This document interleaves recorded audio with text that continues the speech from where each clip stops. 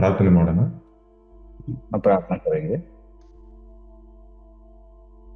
ಪ್ರೀತಿಯ ತಂದೆ, ಈ ದಿನಕ್ಕಾಗಿ ಸ್ತೋತ್ರ ದೇವ್ರೆ. ಈ ದಿನದಲ್ಲಿ ನಿಮ್ಮ ವಾಕ್ಯಗಳನ್ನು ನಾವು ಓದಿ ದೇವ್ರೆ ಅದರ ಪ್ರಕಾರ ನಡೆಯುವಂತೆ ನಮ್ಗೆ ಸಹಾಯ ಮಾಡಿ. ನಮ್ಮ ಜೀವನವನ್ನು ನಿಮ್ಮ ಕೈಲಿ ಒಪ್ಪಿಸ್ಕೊಡುತ್ತೇವೆ ಅಪ್ಪ. ಈ ದಿನದಲ್ಲಿ ನಾವು ಧ್ಯಾನ ಮಾಡಿರುವ ವಾಕ್ಯವನ್ನು ದೇವ್ರೆ ನಾವು ತಿಳಿದುಕೊಳ್ಳಲು ಅದರ ಪ್ರಕಾರ ದೇವ್ರೆ ನಾನು ನಡೆಯಲು ನಮ್ಗೆ ಸಹಾಯ ಮಾಡಿ. ದೇವ್ರೆ ನಮ್ಮ ನಂಬಿದ್ದೇವೆ, ನೀವು ಮಹತ್ತಾದ ಕಾರ್ಯಗಳನ್ನು ಮಾಡ್ತೀರ ಎಂಬುದಾಗಿ ವಿಶ್ವಾಸಿಸ್ತೇವೆ. ಯೇಸು ಕ್ರಿಸ್ತನ ಮೂಲಕ ಕೇಳ್ತೇವೆ.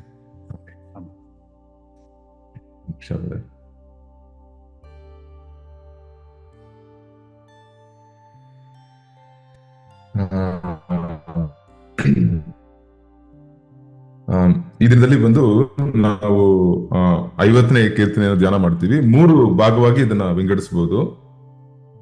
आज हम लोग 50वां अध्याय को भजन संहिता से हम लोग ध्यान करेंगे। इसको 3 विभाजन कर सकते हैं। ಇದರಲ್ಲಿ ಮೊದಲು 6 ವಚನಗಳನ್ನು ನೋಡಿದ್ರೆ ದೇವರು ಎಂತ ಮಹತ್ತಾದ ದೇವರನ್ನ ಕುರಿತು ಅವರ ದೇವರು ಲೋಕದಕ್ಕೆಲ್ಲ ನ್ಯಾಯಾಧೀಶರು ಎಂಬುದಾಗಿ ನಾವು ನೋಡ್ತೀವಿ. सबसे आप पहला पद से लेकर 6वां पद तक ध्यान करते हैं तो परमेश्वर का महत्व के बारे में हम देख सकते हैं कि वो सारे जगत को न्याय चुकाने वाले एक न्यायाधीश के जैसे हमको दिखते हैं। ಸೊ ದೇವರು ಬಂದು ಇಲ್ಲಿ ಬಂದು ನಾವು 2 ರೀತಿಯಾದ ನ್ಯಾಯ ಸ್ಥಾಪನೆ ಉಂಟು. ದೇವರು ಬಂದು ಹೇಗೆ ನ್ಯಾಯ ತೀರಿಸ್ತಾರೆ ಎಂಬುದಾಗಿ ಅದನ್ನ ಫಸ್ಟ್ ನಾನು ಹೇಳ್ಬಿಡ್ತೀನಿ, ಯಾಕಂದ್ರೆ ಅದು ಬಹಳ ಮುಖ್ಯ. ಇದನ್ನು ಅನೇಕರು ತಪ್ಪಾಗಿ ಅರ್ಥ ಮಾಡ್ಕೊಂಡಿದ್ದಾರೆ ದೇವರು ನ್ಯಾಯ ತೀರಿಸೋದ್ರ ಬಗ್ಗೆ. देखिएगा परमेश्वर किस प्रकार से न्याय चुकाते हैं उस विषय में बहुत सारे लोग गलत प्रकार के विचार रखते हैं, लेकिन मैं उसको संक्षिप्त रीति से बताना चाहता हूँ। ಸೊ ಮೊದಲು ವಿಶ್ವಾಸಿಗಳಿಗೂ ಅವಿಶ್ವಾಸಿಗಳಿಗೂ ದೇವರು ಹೇಗೆ ನ್ಯಾಯ ತೀರಿಸ್ತಾರೆ ಎಂಬುದಾಗಿ ನಾವು ನೋಡ್ತೀವಿ. क्योंकि सबसे पहला विश्वासियों को और अविश्वासियों को किस प्रकार से न्याय चुकाते हैं। ವಿಶ್ವಾಸಿಗಳು ದೇವರ ಯೇಸು ಕ್ರಿಸ್ತನ ಸುವಾರ್ತೆಯನ್ನು ಅರಿತಿರೋದ್ರಿಂದ ಅವರಿಗೆ ಬಂದು ದೇವರು ಬಂದು ನರಕಕ್ಕೆ ಅವರನ್ನು ಕಳಿಸೋದಿಲ್ಲ. देखिएगा जो विश्वासी लोग जो यीशु मसीह का प्रचार को जानते हैं उनको दंड देकर नरक को नहीं भेजते हैं। ಇಲ್ಲಿ ಅವಿಶ್ವಾಸಿಗಳಿಗೆ ಮಾತ್ರ ನರಕ ಉಂಟು ಎಂಬುದಾಗಿ ಅನೇಕ ಕಡೆ ನಾವು ಬೈಬಲ್ ಅಲ್ಲಿ ನೋಡ್ತೀವಿ. यहाँ पर अविश्वासी लोगों के लिए नरक दिया जाता है करके बाइबल में कई सारे जगहों में हम पढ़ सकते हैं। ಇವಾಗ ನೀವು ಅನ್ಕೋಬಹುದು, ಹಂಗಂದ್ರೆ ಬ್ರದರ್, ಹಂಗಂದ್ರೆ ಬೈಬಲ್ ಅಲ್ಲಿ ವಾಕ್ಯ ಇದೆಯಲ್ಲ, ಎಲ್ಲರೂ ಬಂದು ದೇವರ ಮುಂದೆ ನಿಂತ್ಕೋಬೇಕು, ನ್ಯಾಯಸ್ಥಾಪ ಇದು ಮುಂದೆ ನಿಂತ್ಕೋಬೇಕು ಎಂಬುದಾಗಿ ನೀವು ಹೇಳಿದಿರಲ್ಲ ಎಂಬುದಾಗಿ ಕೇಳ್ತಾರೆ. शायद आप लोगों में से कुछ लोग पूछते होंगे कि सब लोग परमेश्वर के उस न्यायपीठ के सामने खड़ा होना चाहिए ना करके। ಬಟ್ ಕ್ರೈಸ್ತರು ನಿಂತ್ಕೊಳ್ಳೋದು ಬೇರೆ, ಅವಿಶ್ವಾಸಿಗಳು ನಿಂತ್ಕೊಳ್ಳೋದು ಬೇರೆ. ಕ್ರೈಸ್ತರು ಬಂದು ತಮ್ಮ ದೇವರು ನಮಗೆ ಕ್ರೈಸ್ತ ಜೀವಿತದಲ್ಲಿ ನಾವು ಮಾಡಿರುವ ಕಾರ್ಯಗಳಿಗೆ ದೇವರು ಬಂದು ಬಹುಮಾನ ಕೊಡ್ತಾರೆ, ರಿವಾರ್ಡ್ ಕೊಡ್ತಾರೆ. ಅದೇ ಕ್ರೈಸ್ತರು ಬಂದು ದೇವ್ರ ಮುಂದೆ ನಿಂತ್ಕೊಂಡಾಗ ಅವರ ಮಾಡಿರುವ ಜೀವನದಲ್ಲಿ ಜೀವಿಸಕ್ಕೆ ಅವರು ಬಂದು ಬಹುಮಾನ ಕೊಡ್ತಾರೆ, ರಿವಾರ್ಡ್ ಕೊಡ್ತಾರೆ. ಅದೇ ಬಂದು ಕ್ರೈಸ್ತರು ಬಂದು ದೇವ್ರ ಮುಂದೆ ನಿಂತ್ಕೊಳ್ಳೋ ನ್ಯಾಯ ತೀರ್ಪು ಎಂಬುದಾಗಿ ಹೇಳ್ಬೋದು. देखिएगा एक मसीही जो एक पवित्र जीवन बिताता है और उनको जब परमेश्वर के सामने जब न्याय के लिए खड़ा होना पड़ता है, वो इसलिए खड़ा होते हैं, उनको वहां पर तोहफा दिया जाता है, यानी कि उनके जीवन के अनुसार उनको प्रतिफल देने के लिए वहां पर परमेश्वर के सामने खड़ा रहना पड़ता है। ಸೊ ಇನ್ನೊಂದು ಕೆಲವರು ಹೇಳ್ಬೋದು, ಬ್ರದರ್ ಕ್ರಿಶ್ಚಿಯನ್ಸ್ ಆಗ್ಬಿಟ್ಟು ಇನ್ನೂ ತುಂಬಾ ಪಾಪದಲ್ಲೇ ಜೀವಿಸ್ತಾ ಇದ್ದಾರೆ, ಬೇಕಂತ ಪಾಪದಲ್ಲಿದ್ದಾರೆ ಅಂತ ನೀವು ಹೇಳ್ಬೋದು. ಅಂತವರೆಲ್ಲ ಯಾರು ಅಂತ ನೀವು ಎಲ್ಲಿ ಹೋಗ್ತಾರೆ ಅಂತ ನೀವು ಕೇಳ್ಬೋದು. ಅಂತವ್ರು ಬಂದು ನಿಜವಾಗ್ಲೂ ನಾವು ಕ್ರೈಸ್ತರಾಗ್ಬಿಟ್ಟು ಬಹಳ ಇನ್ನೂ ಕೆಟ್ಟ ಪಾಪಗಳಲ್ಲಿ ನಾವು ಜೀವಿಸ್ತಾನೆ ಇದ್ರೆ ಅದು ಬಂದು ನಾವು ನಿಜವಾಗ್ಲೂ ರಕ್ಷಣೆನೇ ಹೊಂದಿಲ್ಲ, ನಾವು ಒಂಥರ ಅವಿಶ್ವಾಸಿ ತರ ಎಂಬುದಾಗಿ ಬೈಬಲ್ ಹೇಳುತ್ತೆ. क्योंकि दूसरे मसीह लोग हैं जो परमेश्वर को जानते हैं और परमेश्वर को जानकर सुसमाचार को स्वीकार करते हैं और यीशु मसीह को ग्रहण करते हैं और उसके बाद बहुत सारे पापों में डूब जाते हैं और पाप को ही करते रहते हैं, तो वो जो है वो विश्वासी नहीं होता है, वो अविश्वासी है। ಸರಿ, ಇವತ್ತು ಬಂದು ನಾವು ನೋಡೋದು ಬಂದು ನ್ಯಾಯ ತೀರ್ಪು ಬಗ್ಗೆ ನಮ್ಗೆ ಟೈಮ್ ಇಲ್ಲ. ಇವತ್ತು ನಾವು ನೋಡೋದು ಬಂದು ದೇವರ ಕಪಟತನದ ಕುರಿತು ದೇವರು ಬಂದು ಮಾತಾಡ್ತಾರೆ 50ನೇ ಕೀರ್ತನೆಯಲ್ಲಿ. देखिएगा 50वां अध्याय भजन संहिता में परमेश्वर ने कपट के बारे में यहाँ पर बात करते हैं, क्योंकि बहुत सारे चीजों को मैं बताने के लिए मुझे समय नहीं है। ಸೊ ಒಂದೇ ಒಂದು ನಿಮಿಷ, ಇಲ್ಲಿ ನಾನು ಬಂದ್ಬಿಟ್ಟು ಆ, ಆ, ಇದನ್ನ ನಾನು ಕನ್ನಡನ ಹಿಂದಿನ ಹಾಕ್ಬಿಡ್ತೀನಿ. ಒಂದೇ ಒಂದು ನಿಮಿಷ ನಿಮ್ಗೆ. Okay okay. ಇಲ್ಲಿ ದೇವ್ರು ಬಂದು ಕಪಟತನ ಒಂದು ಹಿಡ್ಕಲ್ಲ, ಇಷ್ಟ ಆಗಲ್ಲ. ಕಪಟತನ ಅಂದ್ರೆ ಏನು ಅಂತ ನಾವು ಕೇಳ್ಬೋದು. तो यहाँ पर देखिएगा परमेश्वर के सामने एक कपट, वो परमेश्वर को कभी पसंद नहीं होता है। ಆ ಹಿಂದಿಯಲ್ಲೂ ಅದೇನಾ ಬ್ರದರ್, ಕಪಟ ಅಂತಾನೆ ಬರುತ್ತಾ? ಪಾಖಂಡ್ ಅಂತಾರಣ, ಆಮೇಲೆ ಅನ್ಯಾಯ ಅಂತಾರೆ, ಕಪಟ ಕೂಡ ಅಂತಾರೆ. ಸೊ ಇಲ್ಲಿ ಪರಿಸೆಯರು ಗೊತ್ತು ನಿಮ್ಗೆ. ಪರಿಸೆಯರು ಹೊರಾಂಗವಾಗಿ ಎಲ್ಲಾ ಆರಾಧನೆಗಳನ್ನ ಮಾಡ್ತಾ ಇದ್ರು, ಎಲ್ಲಾ ಪ್ರೇಯರ್ ಮೀಟಿಂಗ್ ನಡೆಸ್ತಾ ಇದ್ರು. ಬಟ್ ನಿಜವಾಗ್ಲೂ ದೇವರ ಪ್ರೀತಿ ಅವ್ರ ಹೃದಯಲಿಲ್ಲ, ದೇವರ ದಾರಿಗಳೆಲ್ಲ ಅವ್ರು ನಡೀತಾ ಇರ್ಲಿಲ್ಲ. ಇದೇ ಒಂದು ಪರಿಸೆಯರು ಬಂದು ಕಪಟಿಗಳು ಎಂಬುದಾಗಿ ಯೇಸು ಕ್ರಿಸ್ತನ್ ಹೇಳಿದ್ರು ಒಂದ್ಸತಿ.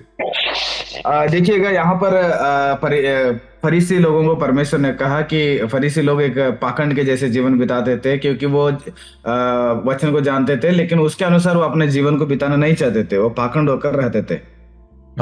ದೇವ್ರು ಬಂದು ಅವರ ಬರೀ ಆಚೆ ಮಾಡೋ ಆಚರಣೆಗಳನ್ನ ದೇವ್ರು ನೋಡಲ್ಲ, ತಮ್ಮ ಹೃದಯಗಳನ್ನ ದೇವ್ರು ನೋಡ್ತಾರೆ. क्योंकि परमेश्वर बाहरी चीज को नहीं देखते हैं, बल्कि हृदय को देखते हैं। ಸೊ ಇಲ್ಲಿ ಇವ್ರು ಬಂದು ಆಚೆಯಿಂದ ನೋಡ್ಬೇಕಂದ್ರೆ ಬಹಳ ಬ್ರಹ್ಮಾಂಡವಾಗಿರುತ್ತೆ, ಬಹಳ ಭಯಂಕರವಾಗಿರುತ್ತೆ. ಅವ್ರ ಆರಾಧನೆ ಎಲ್ಲ ನೋಡ್ಬಿಟ್ರೆ ನಮಗೆ ಏನಪ್ಪ ಈ ತರ ಹೊಗೆ ಹಾಕ್ತಾರೆ, ಆಮೇಲೆ ಏನೇನೋ ಪ್ರಕಾರದಲ್ಲಿ ಬಹಳವಾಗಿ ಆರ್ಡರ್ ಆಗಿರುತ್ತೆ, ಏನೇನೋ ಮಾಡ್ತಾ ಇರ್ತಾರೆ. ಬಟ್ ನಿಜವಾಗ್ಲೂ ಅವ್ರು ಬಂದು ದೇವರಿಂದ ಅವರು ದೂರ ಇರ್ತಾರೆ. लेकिन फरीसी लोगों का जीवन भी ऐसे था, बाहरी दुनिया से देखते हैं तो वो परमेश्वर के लिए जीना और वो परमेश्वर को धूप चढ़ाना और बहुत सारे जो कार्य है उसको देखे तो हमको पता चलेगा ये कितना बेहतरीन जीवन इन लोगों का है। बहुत ही अलग प्रकार से दिखता है, लेकिन वो अंदर से वो ऐसे नहीं रहते हैं। ಸೊ ಇಲ್ಲಿ ನಾವು ಕೆಲವು ವಚನಗಳು ನೋಡ್ತಿದೀವಿ ನೋಡಿ. ಇಲ್ಲಿ ದೇವರು ಬಂದು ಈ ವಚನಗಳನ್ನ ನೀವು ಬರ್ಕೋಬಹುದು, ಪಾಯಿಂಟ್ಸ್ ನ, ಆಮೇಲೆ ನೀವು ಧ್ಯಾನ ಮಾಡಬಹುದು. ದೇವರು ಬಂದು ಈ ಧಾರ್ಮಿಕವಾದ ಪ್ರಾರ್ಥನೆ ಅಂದ್ರೆ ಹೊರಾಂಗವಾದ ಪ್ರಾರ್ಥನೆ, ಇದು ಬಂದು ನಾವು ಬಂದು ದೇವ್ರು ಬಂದು ಇಷ್ಟಪಡೋಲ್ಲ. देखिएगा वहां पर कुछ वचन दिया गया है, वो सारे वचन को आप लोग देख लीजिए। ಆಚರಣೆಯ ಪ್ರಾರ್ಥನೆ ಬ್ರದರ್, ಧಾರ್ಮಿಕ ಅಲ್ಲ, ಆಚರಣೆಯ ಪ್ರಾರ್ಥನೆ. ಆಚೆ ಸುಮ್ನೆ ಬರೀ ತೋರಿಸೋ ಪ್ರಾರ್ಥನೆ ದೇವ್ರಿಗೆ ಇಷ್ಟ ಆಗಲ್ಲ. 7ನೇ ವಚನದಿಂದ 14ನೇ ವಚನ ನೋಡ್ತೀವಿ. तो यहाँ पर आप लोग देख सकते हैं कुछ वचन है, वो सारे वचन को पढ़ लीजिएगा, खास करके 7 से लेकर 14 पद तक। वहां पर केवल रीति रिवाज का एक प्रार्थना होता है, वो प्रार्थना को परमेश्वर तिरस्कार करते हैं। ಸೊ ಇಲ್ಲಿ ನೋಡಿ 8ನೇ ವಚನ 9ನೇ ವಚನದಲ್ಲಿ ಹೇಳುತ್ತೆ, ನೀವು ಬಂದು ಅನೇಕ ಬಲಿ ಕೊಡ್ತೀರಾ, ಬಲಿಪೀಠದಲ್ಲಿ ಬಲಿ ಕೊಡ್ತೀರಾ, ಬಟ್ ಇದನ್ನ ಯಾವಾಗ್ಲೂ ಮಾಡ್ತೀರಾ. ಬಟ್ ನನಗೆ ಎಲ್ಲಾ ಲೋಕದಲ್ಲಿರುವ ಮೃಗಗಳು, ಬೆಟ್ಟದಲ್ಲಿರುವ ಮೃಗಗಳು, ಪಕ್ಷಿಗಳು, ಈ ಭೂಮಿನೇ ನನಗೆ ಸ್ವಂತ. ಸೊ ನನಗೆ ಖಂಡಿತ ನೀವು ಬಲಿ ಕೊಟ್ಟು ನನಗೇನು ಮೃಗ ಬೇಕು ಎಂಬುದಾಗಿಲ್ಲ ಅಂದಾಗ ದೇವರು ಹೇಳ್ತಾರೆ. क्योंकि आप 8वें पद में आप देख सकते हैं, इसमें 50वां अध्याय में मैं तुझ पर तेरे मेल बलियों के विषय में दोष नहीं लगाता। क्योंकि यहाँ पर आप ऐसे पढ़िएगा, पहाड़ में रहने वाले हो, दुनिया में रहने वाले सारे जंतु जो है वो मेरा ही है, मैं इसमें प्रसन्न नहीं होता हूँ करके परमेश्वर उस भावना से वहां पर बात करते हैं। ನೀವೇನೋ ಆ ಕುರಿ ಕೊಟ್ಟಿದ ತಕ್ಷಣ ನನಗೇನೋ ಬೇಕಾಗಿದೆ, ನನ್ ತುಂಬಾ ಅವಶ್ಯಕತೆ ಇದೆ ಕುರಿ, ಅದನ್ನ ನೀವು ಬಲಿ ಕೊಟ್ಟಿದ ತಕ್ಷಣ ನಾನು ಸಂತೋಷ ಪಡ್ತೀನಿ ಅಂತ ಅನ್ಕೊಂಬೇಡಿ ಅಂತ ದೇವ್ರು ಹೇಳ್ತಾರೆ. अगर आप लोग बकरी चढ़ाते हैं या मेमना चढ़ाते हैं तो आप ये मत सोचना कि मैं खुश हो गया करके। 12ನೇ ವಚನದಲ್ಲಿ ಹೇಳ್ತಾರೆ, ನನ್ಗೇನೋ ನೀವು ಬಂದ್ಬಿಟ್ಟು ನಾನು ಬಹಳ ಅಶ್ವಲಿದ್ದೀನಿ, ನಾನು ಅಶ್ವಲಿದ್ದಾಗ ನಾನೇನೋ ನಿಮ್ಗೆ ಹೇಳ್ತೀನಿ ಎಂಬುದಾಗಿ ನೀವು ಅನ್ಕೊಂಡ್ಬಿಟ್ಟಿದ್ದೀರಾ, ಈ ಲೋಕನೇ ನನಗೆ ಸ್ವಂತ. ಸೊ ಏನ್ ನೀವು ಬಂದು ಕೊಡೋ ಊಟ ಬಂದು ನನಗೇನು ಇದು ಬೇಡ ಎಂಬುದಾಗಿ ದೇವ್ರು ಬಂದು ಹೇಳ್ತಾರೆ, ಬಲಿಗಳನ್ನು ಕುರಿತು ಹೇಳ್ತಾರೆ.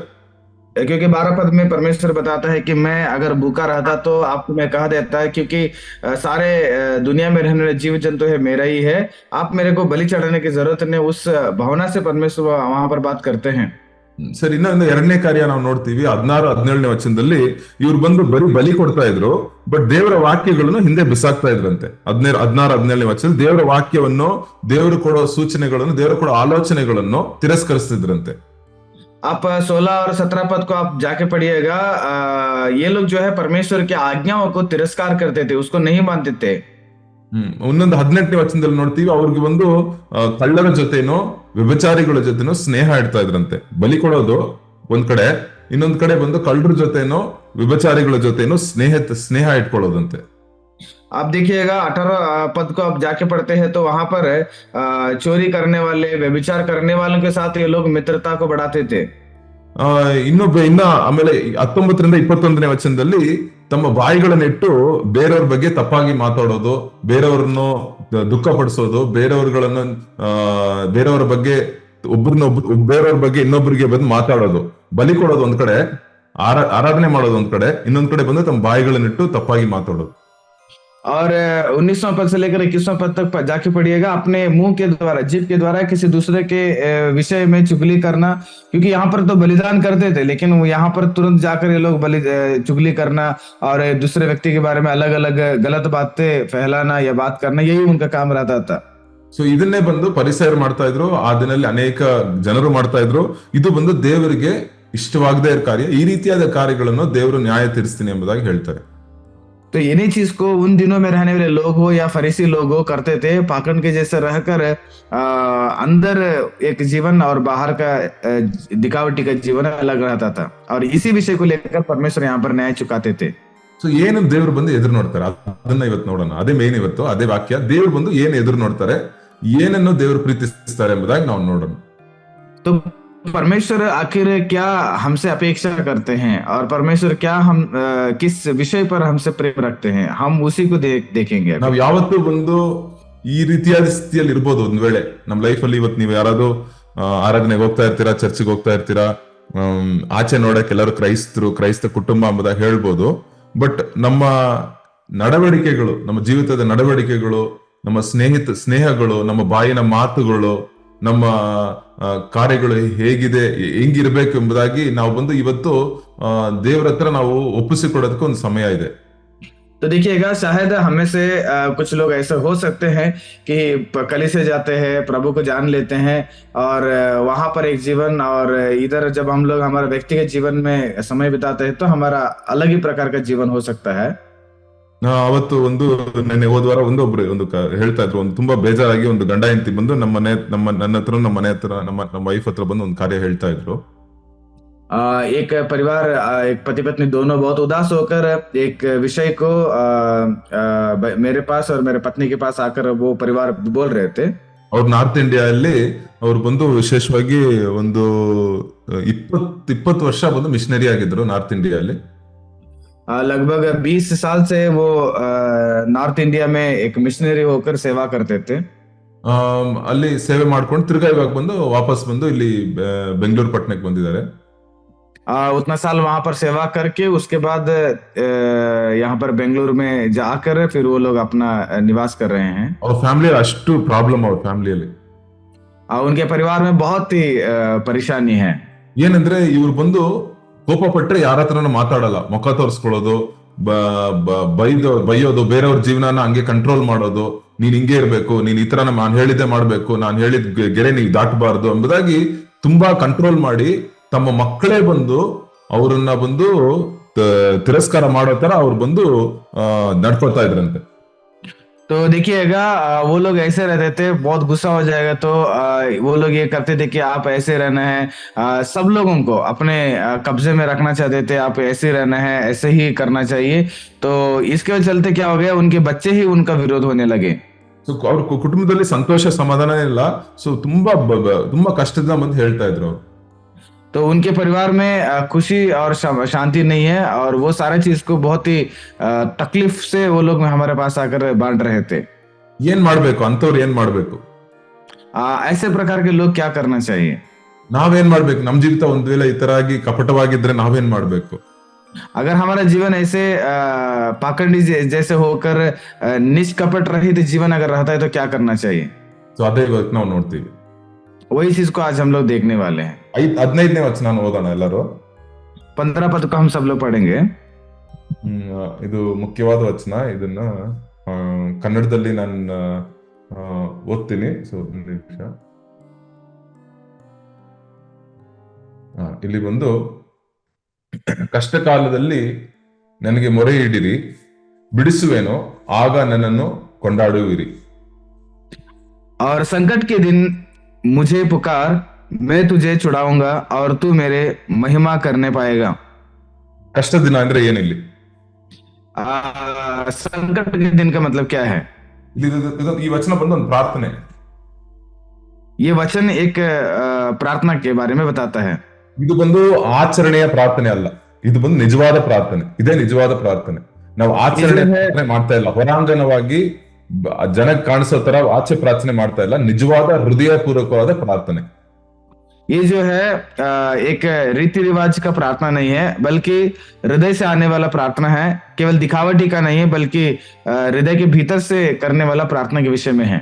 ನಾವು ಕಪಟತನದಿಂದ ಆಚೆ ಬರ್ಬೇಕಂದ್ರೆ ನಾವು ನಿಜವಾಗ್ಲೂ ಹೃದಯದಿಂದ ನಾವು ಪ್ರಾರ್ಥನೆ ಮಾಡ್ಬೇಕು. अगर हम लोग पाखंड से अगर बाहर आना चाहे तो हृदय से हम लोग प्रार्थना करना चाहिए। ಅನೇಕ ಸಾರಿ ನಾನು ಹೋಗಿದ್ದೀನಿ, ಕೆಲವು ಸಭೆಗಳಲ್ಲಿ ತುಂಬಾ ಆರಾಧನೆ ಬಂದು ಅಷ್ಟು ಗ್ರ್ಯಾಂಡ್ ಆಗಿರತ್ತೆ, ಹೊಗೆ ಬರುತ್ತೆ ಒಂದ್ ಕಡೆ, ಇನ್ನೊಂದ್ ಕಡೆ ಬಂದು ಡ್ಯಾನ್ಸ್ ಆಡ್ತಾ ಇರ್ತಾರೆ, ಒಂದ್ ಕಡೆ ಇದ್ ಮಾಡ್ತಾರೆ, ಎಲ್ಲ ಮಾಡ್ತಾ ಇರ್ತಾರೆ. ಬಟ್ ಹೃದಯ ಪೂರ್ವಕವಾದ ಆರಾಧನೆ ಇದೆಯಾ? ದೇವರು ನನ್ನ ಜೀವಿತ ನೋಡ್ತಾ ಇದ್ದಾರೆ, ನಾನು ದೇವ್ರನ್ನ ನೋಡ್ತಾ ಇದ್ದೀನಿ, ದೇವರ ಮುಖವನ್ನು ನಾನು ನೋಡ್ತಾ ಇದ್ದೀನಿ ಎಂಬುದಾಗಿ ಒಂದು ಅಲ್ಪವಾದ ಪ್ರಾರ್ಥನೆ ಆಗಿರ್ಬೋದು, ಬಟ್ ಅದು ನಿಜವಾದ ಪ್ರಾರ್ಥನೆ ಆಗಿರುತ್ತೆ. तो देखिएगा, मैं कुछ कलीसिया में गया हूँ, वहां पर ऐसे प्रकार के लोगों को देखा हूँ, और बहुत भयानक से वो आराधना करते हैं। एक तरफ से धुआं और दूसरी तरफ से नृत्य करते हैं, ऐसा बहुत भयानक से रहेगा। लेकिन उनका हृदय परमेश्वर के प्रति कैसे है और परमेश्वर के प्रति किस ढंग से वो लोग प्रार्थना करते हैं, वो जरूरत पड़ता है। ದೇವರು ಆಲ್ರೆಡಿ ನಾವು ಕೆಲವು ವಚನಗಳು ನೋಡಿದ್ವಿ 50ನೇ ಅಧ್ಯಾಯದಲ್ಲಿ. ದೇವರಿಗೆ ಬಂದು ಈ ಆಚೆ ಇರುವ ಆಚರಣೆಗಳು ದೇವರಿಗೆ ಮುಖ್ಯ ಅಲ್ಲ, ನಾವು ತರೋ ಬಲಿಗಳು ದೇವರಿಗೆ ಮುಖ್ಯ ಅಲ್ಲ, ನಮ್ ಹೃದಯ ಹೇಗಿದೆ, ನಾವು ಹೇಗಿದೆ, ನಮ್ಮ ಜೀವನ ಹೇಗಿದೆ, ಅದೇ ದೇವರಿಗೆ ಮುಖ್ಯವಾಗಿದೆ. देखिएगा, परमेश्वर का रीति रिवाज की जरूरत नहीं है, लेकिन हमारा हृदय कैसे है। परमेश्वर को बलि से, रीति रिवाज से मतलब नहीं है, हम हमारे हृदय से परमेश्वर कितना मानते हैं, कितना प्रार्थना करते हैं, वो जरूरत पड़ता है। ಇದು ಪ್ರಾಮಾಣಿಕವಾದ ಒಂದು ಪ್ರಾರ್ಥನೆ. ಅಂದ್ರೆ ನಾವು ದೇವರ ಹತ್ರ ನಿಜವಾಗ್ಲೂ ನಮ್ ಕಷ್ಟನ ಇಲ್ಲಿ ಹೇಳ್ಕೊಳ್ತಾ ಇದ್ದಾನೆ.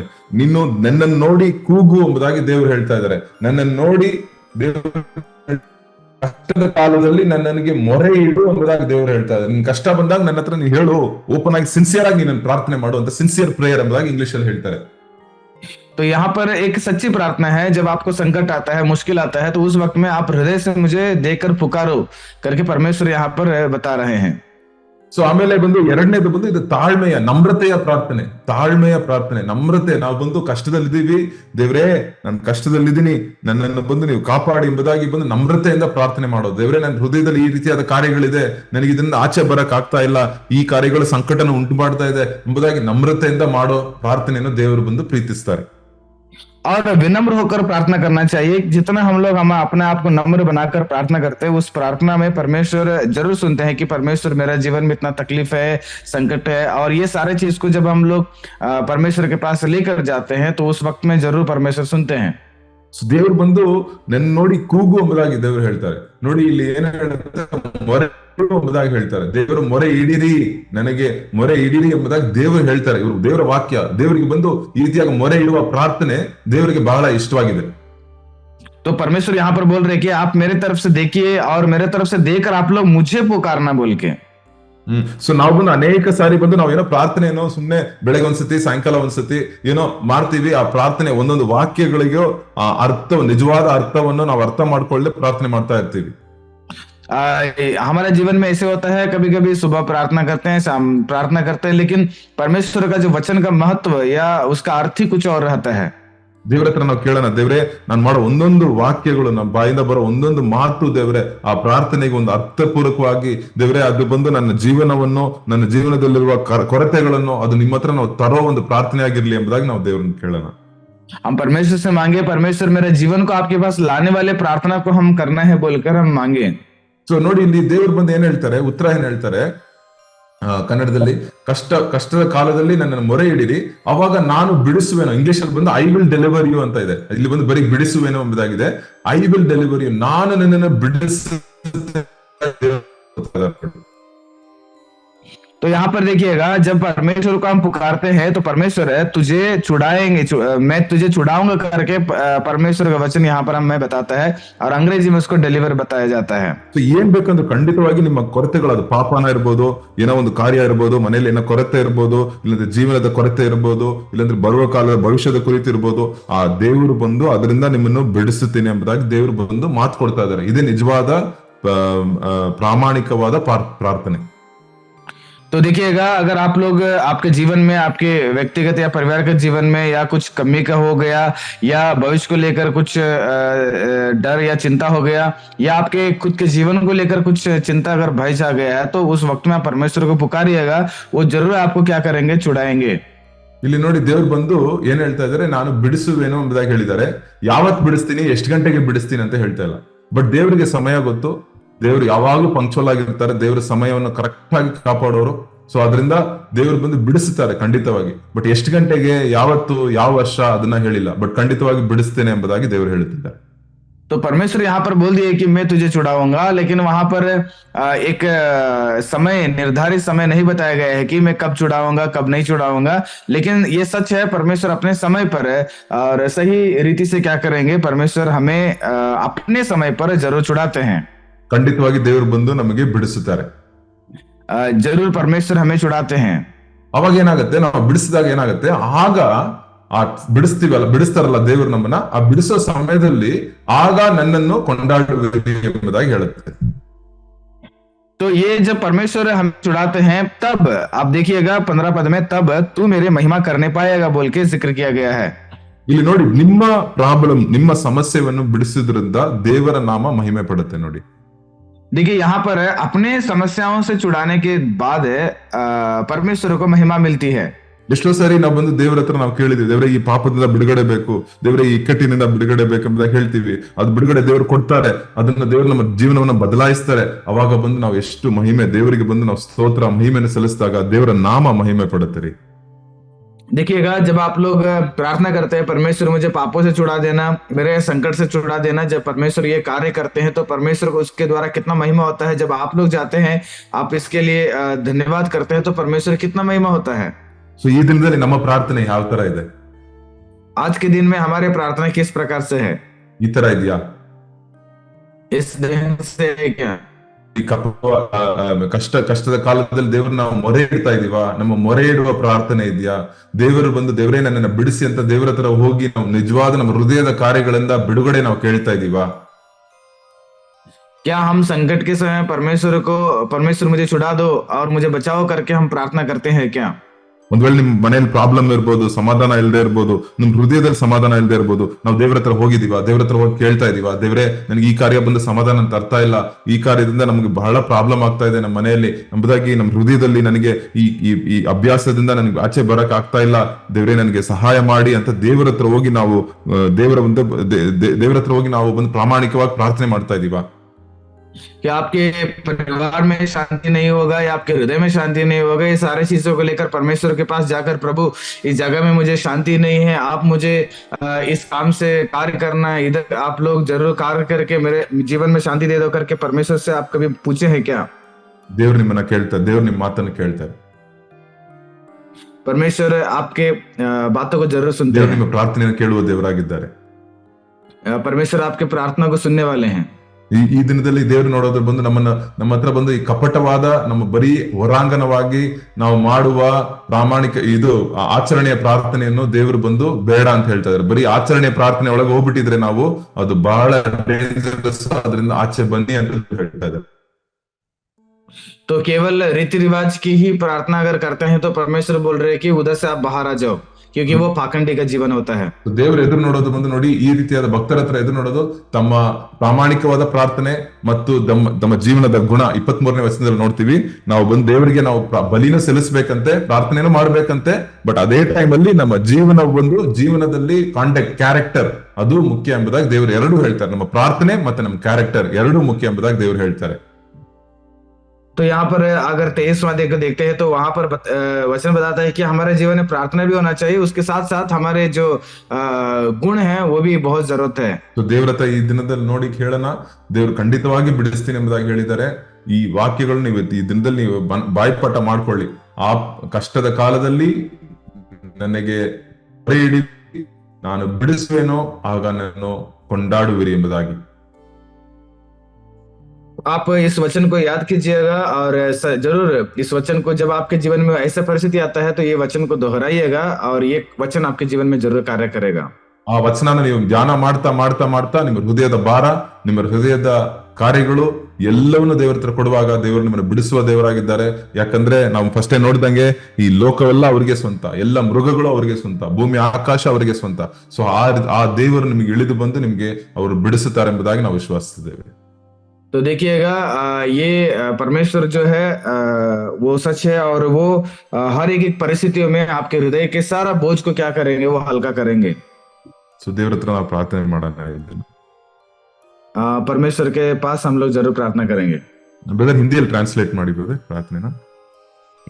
Okay ma'am, okay. ತಂದೆ, ಈ ದಿನದಲ್ಲಿ ದೇವರೇ ಕಪಟಿಗಳಾಗಿ ನಾವು ಕೆಲವು ಪ್ರಾರ್ಥನೆಗಳು ಮಾಡ್ತಿದ್ರೆ ದೇವರೇ ಅದಕ್ಕೆ ಒಂದು ಕೊನೆಯನ್ನು ನೀವು ಕೊಡಿ. परमेश्वर आज तक अगर हम पाखंड होकर प्रार्थना करते हैं तो उससे हमें छुटकारा दे दीजिएगा. ದೇವರೇ, ನೀವು ಏನು ನಮ್ಮ ಹತ್ರ ಎದುರು ನೋಡ್ತಿದ್ದೀರ, ನಮ್ಮ ಜೀವನದಿಂದ ನಾವು ಇಲ್ಲಿ 50ನೇ ಅಧ್ಯಾಯದಲ್ಲಿ ನಾವು ಓದಿದ್ವಿ. परमेश्वर हमारे जीवन से आप क्या अपेक्षा करते हैं वो 50वां अध्याय के द्वारा हम जान चुके हैं. ದೇವರೇ, ನಿಮ್ಮನ್ನು ಆಪತ್ತು ಕಾಲದಲ್ಲಿ ದೇವರೇ ನಿಮ್ಮಲ್ಲಿ ಮೊರೆ ಇಡುವುದಕ್ಕೆ, ನಿಜವಾದ ದೇವರೇ ಪ್ರಾಮಾಣಿಕವಾದ ಪ್ರಾರ್ಥನೆ ಮಾಡುವುದಕ್ಕೆ ನಮಗೆ ಸಹಾಯ ಮಾಡಿ. परमेश्वर संकट के दिनों में एक सच्ची प्रार्थना करने के लिए हमें आप सिखाइए. ದೇವರೇ, ನೀವು ನಮ್ಮನ್ನು ಬಿಡಿಸುವುದಕ್ಕಾಗಿ ಸ್ತೋತ್ರ. परमेश्वर आप हमें छुड़ाने के लिए आपको धन्यवाद. ದೇವರೇ, ನೀವು ನಮ್ಮನ್ನು ಬಿಡಿಸಿದಾಗ ನಾವು ನಿಮ್ಮ ನಾಮ ಮಹಿಮೆ ಪಡುತ್ತೆ, ನಿಮ್ಮನ್ನು ಗಣಪಡಿಸ್ತೇವೆ, ಅದಕ್ಕಾಗಿ ಸ್ತೋತ್ರ. परमेश्वर आप हमें जब छुड़ाते हैं उसके जरिए आपको महिमा मिलता है, इसलिए हम आपको स्तुति करते हैं. ದೇವರೇ, ಈ ದಿನದಲ್ಲಿ ನಮ್ಮ ಲೈಫಲ್ಲಿ, ನಮ್ಮ ಕುಟುಂಬಗಳಲ್ಲಿ ದೇವರೇ ನಮ್ಮ ಬರುವ ಫ್ಯೂಚರ್ನ ಕಾರ್ಯಗಳು ಎಲ್ಲವನ್ನೂ ನಿಮ್ಮ ಕೈಲಿ ಒಪ್ಪಿಸಿಕೊಡುತ್ತೇವೆ. परमेश्वर हमारे भविष्य को, हमारे जीवन को, हर एक आने वाले समय को आपके हाथ में समर्पित करते हैं. ನಮ್ಮ ಹೃದಯದಲ್ಲಿರುವ ಭಾರಗಳನ್ನೆಲ್ಲ ನಿಮ್ಮ ಕೈಲಿ ಒಪ್ಪಿಸಿಕೊಡುತ್ತೇವೆ. हमारा हृदय के हर बोझ को आपके हाथों में समर्पित करते हैं. ದೇವರೇ, ಬಂದು ನಮ್ಮಲ್ಲಿ ನಿಮ್ಮ ಪರಿಶುದ್ಧಾತ್ಮನ ಕ್ರಿಯೆಯು ನಮ್ಮ ಹೃದಯದಲ್ಲಿ ನಡೆಯಲಿ ಅಪ್ಪ. परमेश्वर तेरे पवित्र आत्मा का क्रिया हमारे हृदय में वो कार्य करे. ದೇವರೇ, ನಾವು ನಿಮಗೆ ಸ್ವಂತ ಎಂಬುದಾಗಿ ನೀವು ಹೇಳಿದ್ದೀರಾ. परमेश्वर आप हमें हमारा है करके आपने बताया है. ದೇವರೇ, ಆದ್ರಿಂದ ನಿಮ್ಮ ಮಕ್ಕಳು ನಿಮ್ಮನ್ನು ತಂದೆಯನ್ನು ಹುಡುಕು ಬರುತ್ತಾ ಇರ್ತಾರೆ, ನಿಮ್ಮ ಹತ್ರ ನಾವು ಬರ್ತಾ ಇದ್ದೇವೆ. जिस ढंग से बाप को ढूंढ कर आते हैं उसी ढंग से परमेश्वर हम आपको ढूंढ कर आते हैं. ದೇವರೇ, ನಮ್ಮಲ್ಲಿ ಇಳಿದು ಬನ್ನಿ. परमेश्वर आप हमारे बीच में उतर के आइए. ದೇವರೇ, ನಮ್ಮ ಹೃದಯವನ್ನು ನೀವು ಸಂಪೂರ್ಣವಾಗಿ ದೇವರೇ ನಿಮಗೆ ಸ್ವಂತಪಡಿಸಿಕೊಳ್ಳಿ. परमेश्वर हृदय में संपूर्ण रीति से आपको वो स्वीकार कर सके, ವಿಶ್ವಾಸಿಸಿದ್ದೇವೆ. ये सारे विश्वास करते हैं परमेश्वर. ಯೇಸು ಕ್ರಿಸ್ತನ ಮೂಲಕ ಕೇಳ್ತೀವಿ, ಆಮೆನ್. यीशु मसीह के पवित्र नाम से आमीन. आमीन. प्रेज द लॉर्ड सभी को. God bless you. थैंक्स है ना. No, thank you. Praise the Lord, praise the Lord.